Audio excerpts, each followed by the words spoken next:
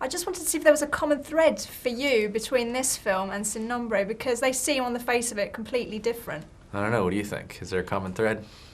I guess there are themes of loss there and themes of wanting to belong. Yeah, that's probably what I'd say. It wasn't conscious, the choice. I'd say that they're both stories of young women looking for family, or many people looking for family, or at least maybe young women, young men, if you can call Rochester a young man.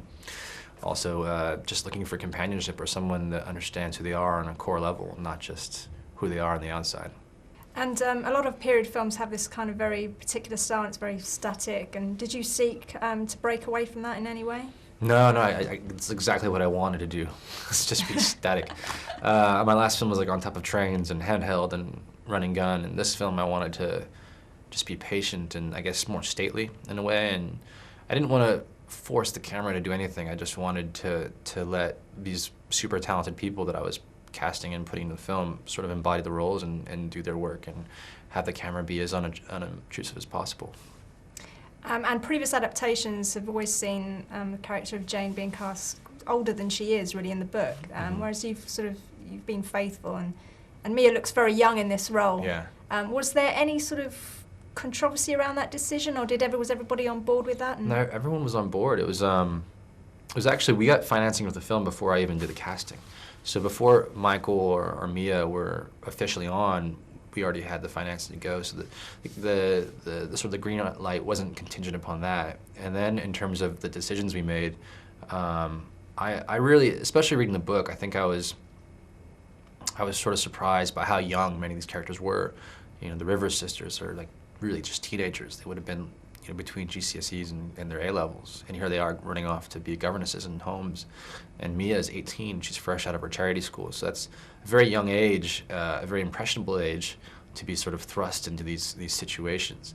You know, Rochester's in his late 30s. I mean, that'd be more controversial now, actually, that kind of relationship. But somehow at that time period, I think younger people were faced with much heavier sort of burdens than they are now, and therefore they're forced to mature at a different rate. And did Mia and Michael get a chance to sort of bond beforehand? Did you get a chance to see them together before you put them together on screen? No. In fact, the chemistry, people often ask me, you know, how did I deal with the chemistry question? And, you know, I didn't have a chance to, really. They were both working on different projects. And basically, once we were doing rehearsals, was the first time I saw them in a room together. And chemistry is one of those things that, like, you don't know. I still don't understand chemistry in the sense of, like, how different audience members react to it. You know, we've already had a chance to see the film and its reactions in America, and some people really love the chemistry and some people don't see the chemistry at all, and it's just so interesting, that subjective sort of experience of watching a film and watching characters and what you yourself bring with yourself as a viewer in terms of what your expectations are between characters and whether you see whether it's chemistry or not.